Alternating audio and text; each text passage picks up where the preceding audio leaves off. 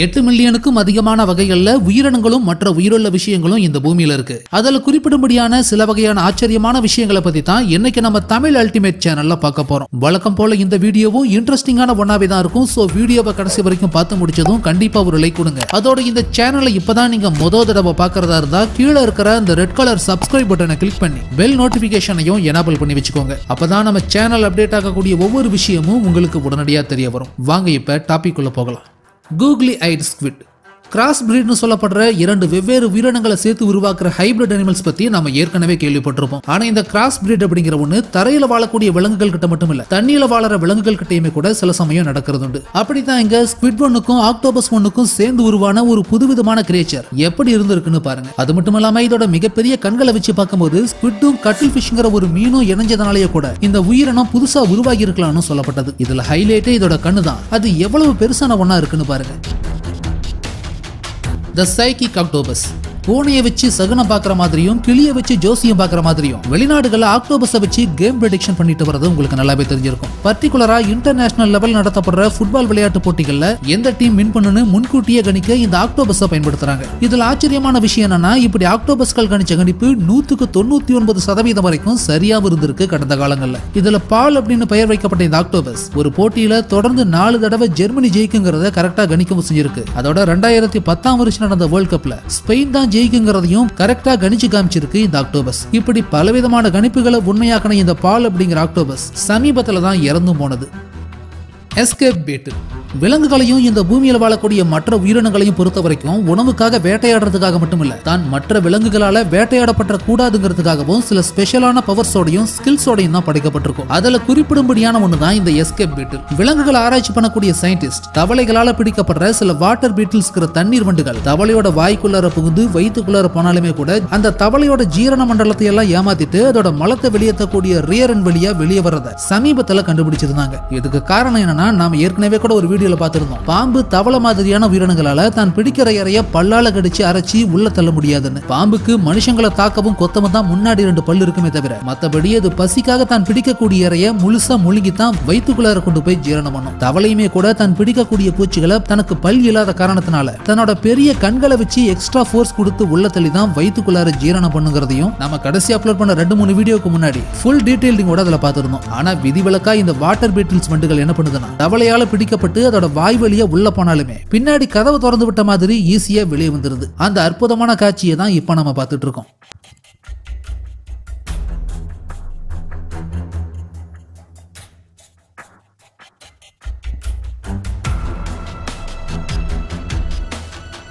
சீ hair.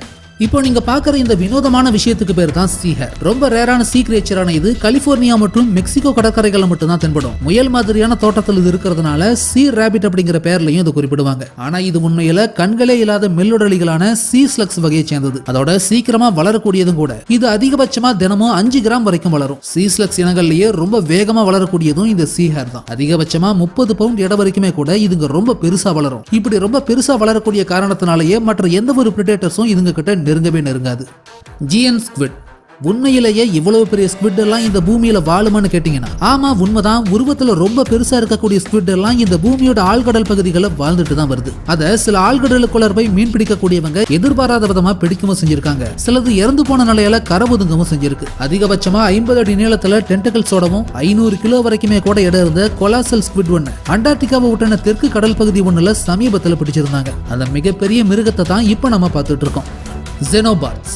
இந்த ஜெனோபாட்ஸ் பத்தியும் நம்ம சேனல்ல ஏற்கனவே ஒரு வீடியோவில் ரொம்ப டீடைல்டிங்காவே பார்த்திருந்தோம். ஜெனோபாட்ஸ்ங்கிற இந்த விஷயம் தான் மனிதனால உருவாக்கப்பட்ட முதல் உயிருள்ள ரோபோட். உயிருள்ள செல்களை மாடிஃபிகேஷன் பண்ணி கம்ப்யூட்டேஷன் டெக்னாலஜியோட இதை கம்பைன் பண்ணி உருவாக்கி பயோடெக்னாலஜி விஞ்ஞானிகள் ஜெனோபாட்ஸ்னு ஒரு விஷயத்தை கண்டுபிடிச்சு ஒரு பெரிய சாதனையவே பண்ணியிருந்தாங்க சமீபத்தில். பொதுவா செயற்கையா உருவாக்கப்படக்கூடிய ரோபோட்ஸை பாத்தீங்கன்னா மெட்டல்ஸையும் சிந்தட்டிக் மெட்டீரியல்ஸையும் வச்சு அதை கிரியேட் பண்ற மாதிரி ஜெனோபாட்ங்கிற இந்த உயிருள்ள ரோபோட்டை ஆர்கானிக் செல்லுலர் மெட்டீரியல்ஸை வச்சு உருவாக்கி இருந்தாங்க. சூப்பர் கம்ப்யூட்டர்ஸோட உதவியினால ஒரு அல்காரிதமை செட் பண்ணி மைக்ரோ லெவலுக்கு சின்னதா இதை உருவாக்கி இருந்தாங்க. குறிப்பா தவளைகளோட பாடி செல்ஸ் தான் இந்த ஜெனோபாட்ஸ் டெக்னாலஜியில பயன்படுத்தி இருந்தாங்க. தவளையோட ஸ்டெம் செல்ஸை பயன்படுத்தி தயாரிக்கப்பட்ட இந்த ஜெனோபாட்ஸை மனுஷ உடம்புக்குள்ளார போக விட்டு ஆராய்ச்சி பண்றது மூலமா நம்ம உடம்புல இருக்கக்கூடிய ரேடியேஷனோட அளவு, நோய்களோட ஸ்டார்டிங் பாயிண்ட் என்னங்கிறது முதற்கொண்டு எல்லாத்தையுமே கண்டுபிடிச்சு முன்கூட்டியே ட்ரீட்மெண்ட் கொடுத்து அதை காப்பாற்ற முடியும்னு சொல்லி இதை உருவாக்கின விஞ்ஞானிகள் சொல்றாங்க. சோ எதிர்காலத்துல வளரக்கூடிய பயோடெக்னாலஜியில இந்த ஜெனோபாட்ஸோட பங்கு பெரிய அளவில் இருக்குங்கிறதுல எந்த விதமான சந்தேகமும் இல்லை. Zombie fungus.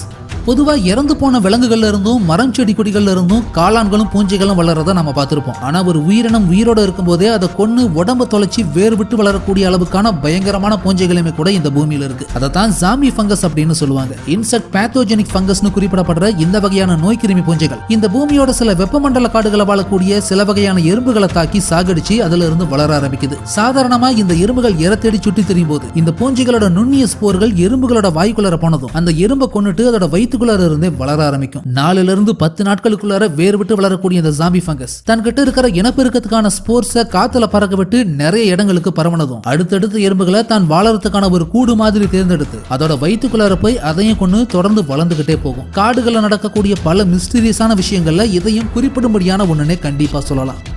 Diving bell spider.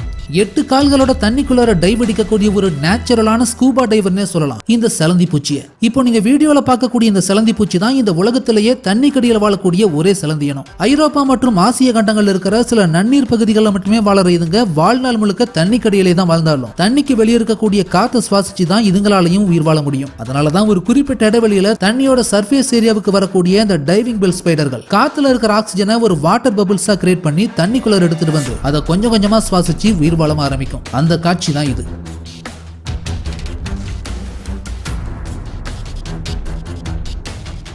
Goose பர்னாக்கிள்ஸ். கடற்கரைகளில் நிறுத்தி வைக்கப்பட்ட போட்ல இப்படி கொத்து கொத்தா ஊட்டி இருக்கக்கூடியதுக்கு பேர் தான் கூஸ் பர்னாக்கிள்ஸ். தண்ணியில ஊறி போன பொருட்கள் மேல எப்படி பாசி வளருமோ அதே மாதிரி கடலோட உப்பு தண்ணியில ஊறி போன மரக்கட்டைகள் மேலையும் படகுகள்லையும் கப்பலோட அடிபாகத்திலையும் இந்த ஒட்டுண்ணிகள் ஒட்டி வளர ஆரம்பிக்கும். ஒட்டு மீன் வகையை சேர்ந்த இதை பர்னாக்கிள்ஸ் அப்படின்னு சொல்லுவாங்க. லாப்ஸ்டர் அண்ட் கிராப்ஸ் மாதிரியே கிரஸ்டேஷன் வகையை சேர்ந்த இதை சில பேர் டேஸ்டியான சீ ஃபுட்ல ஒன்னாவும் கலந்து சாப்பிடவும் செய்யறாங்க.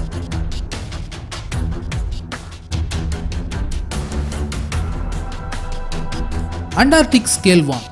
மண்ணுக்கடியில் வாழக்கூடிய மண்புழுக்கள் மாதிரி ஆழ்கடலுக்கடியிலையும் நிறைய வகையான புழுக்கள் வாழும். அதுல குறிப்பிடும்படியான ஒண்ணுதான் இந்த ஸ்கேல் வார்ம் புழுக்கள். இந்த இனங்கள்ல 900க்கும் அதிகமான வகைகள் இதுவரைக்கும் கடலுக்கடியில் அடையாளம் கண்டுபிடிக்கப்பட்டிருக்கு. அதுல இப்போ நம்ம பார்க்கிற இந்த வகையான ஸ்கேல் வார்ம் புழுக்கள் தெற்கு அண்டார்டிகாவை ஒட்டான கடல் பகுதியில 2000 அடி ஆழத்துல கண்டுபிடிக்கப்பட்டிருக்கு. Two-headed golf. ஆஸ்திரேலியாவில் பிறந்த கண்ணுக்குட்டி ஒண்ணுக்கு ஒட்டுன மாதிரி 2 தலைகள் இருந்திருக்கு.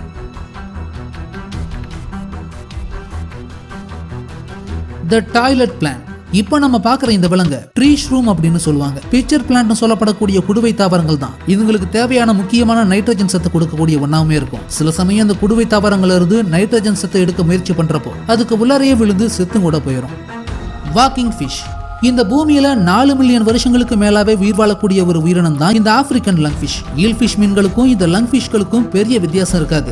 ஏன்னா ரெண்டுமே உருவத்துல ஒரே மாதிரியே இருக்கிறதோட தண்ணிக்கு வெளியவும் காத்து சுவாசிச்சு உயிர் வாழக்கூடிய ஒன்னாவே தான் இருக்கும் ரெண்டுமே. இந்த லங்ஃபிஷ் பத்தி நம்மளோட லாஸ்ட் வீடியோல கூட பார்த்திருந்தோம். பொதுவா மனுஷங்க மாதிரியே மீன்களும் உயிர் வாழணும்னா ஆக்சிஜன் எடுத்துக்கிட்டு கார்பன் டை ஆக்சைடை வெளியேற்றியாகணும். ஆனா மனுஷங்களுக்கு இருக்கிற மாதிரி மீன்களுக்கு நுரையீரல் இருக்காது. அதனாலதான் அதுங்க செவில்களை பயன்படுத்தும். இப்படி செவில்களை பயன்படுத்தக்கூடிய மீன்கள் தண்ணியில இருக்கக்கூடிய ஆக்சிஜனை பிரிச்சு எடுத்து சுவாசிச்சதும் கார்பன் டை ஆக்சைடை தண்ணிக்குள்ளாரையே ரிலீஸ் பண்ணிடும். அதனால தான் மீன் தொட்டியில இருக்கக்கூடிய கார்பன் டை ஆக்சைடு அதிகமா இருக்கக்கூடிய தண்ணியை அடிக்கடி வெளியேற்றிட்டு புதிய தண்ணியை நிரப்பவும் செய்வாங்க. ஆனா ஆப்பிரிக்காவில் வாழக்கூடிய இந்த லங்ஃபிஷ் மீன்களுக்கு இயற்கையாவே நுரையீரலும் சேர்த்து இருக்கிறதுனால இதுங்க தண்ணிக்கு வெளியில ஸ்ட்ரைட்டா ஆக்சிஜனை காத்துல இருந்து சுவாசிச்சு உயிர் வாழக்கூடிய ஒன்னாவே இருக்கும். குறிப்பா இந்த வகையான மீன்கள் சேத்துக்கடியில பொந்துகள் உருவாக்கி நிலமட்டத்துக்கு மேல இருக்கக்கூடிய ஆக்சிஜனை உள்ள இழுக்கிற மாதிரியான ஒரு அமைப்பு உருவாக்கி அது மூலமா உயிர் வாழக்கூடியதாகவுமே இருக்கும்.